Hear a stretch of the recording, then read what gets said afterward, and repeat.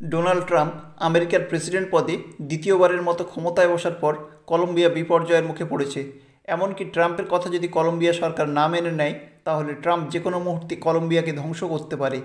Colombia দক্ষিণ America মহাদেশে অবস্থিত একটি ছোট্ট দেশ, যা আয়তনে পৃথিবীর ২৬তম বৃহত্তম দেশ এবং কলম্বিয়া জনসংখ্যার দিক থেকে পৃথিবীর ২৯তম বৃহত্তম দেশ।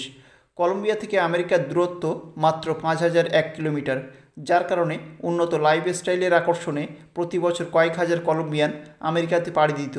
সাম্প্রতিক সময়ে আমেরিকায় অনুপ্রবেশগত সমস্যা বেড়ে যাওয়ায় ২০২৪ প্রেসিডেন্ট নির্বাচনী ভোটে ডোনাল্ড ট্রাম্পের মূল প্রতিশ্রুতি ছিল অবৈধ অনুপ্রবেশ বন্ধ করা এবং অবৈধভাবে অনুপ্রবেশকারীদের খুঁজে বের করে দেশ থেকে বিতাড়িত করা।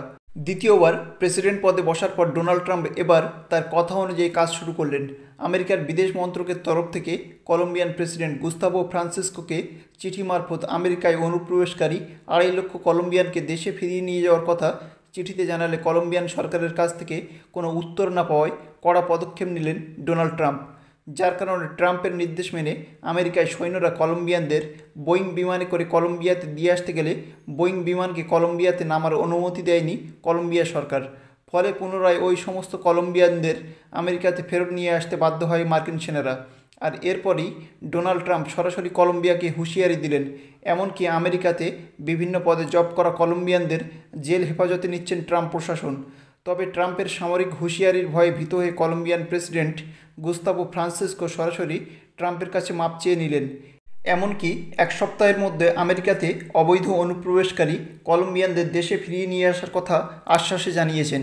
তবে যে শুধু কলম্বিয়ানরা বিপদে পড়েছে তা নয়, ১৭,০০০ ভারতীয় যারা বর্তমানে আমেরিকাতে বসবাস করছে তাদেরও ফেরত পাঠানোর কথা জানিয়েছেন ট্রাম্প। তবে ভারত সরকার এই ১৭,০০০ ভারতীয়কে দেশে ফিরিয়ে আনার আশ্বাস জানিয়েছেন ট্রাম্পকে। ভারত সরকার খুব সুচিন্তিতভাবে এই সিদ্ধান্ত নিয়েছে, কারণ ভারত প্রতি বছর আমেরিকা থেকে রপ্তানি বাবদ প্রায় ৮০ বিলিয়ন মার্কিন ডলার উপার্জন করে। এছাড়া আমেরিকা বর্তমানে পৃথিবীর ১ নম্বর সামরিক শক্তিশালী দেশ। আবার ভারতের প্রতিবেশী দেশ চীন, যারা লাদাখ সীমান্তে ভারতের সঙ্গে প্রায় যুদ্ধেরত, এই চীনকে একমাত্র শাস্তা করতে পারে আমেরিকা। এসব কারণকে মাথায় রেখে ভারত সরকার ১৭,০০০ ভারতীয়কে দেশে ফিরিয়ে আনার উদ্যোগ নিয়েছে। তবে ট্রাম্পের এই আগ্রাসন ভারতের পক্ষে ভবিষ্যতে ভালো না খারাপ হবে তা অবশ্যই কমেন্টে জানাবেন। আর হ্যাঁ, ভিডিও শেষে অবশ্যই চ্যানেলটিকে সাবস্ক্রাইব করে পাশে থাকবেন। আপনাদের সাপোর্ট আমাকে নতুন ভিডিও তৈরিতে মোটিভেট করে।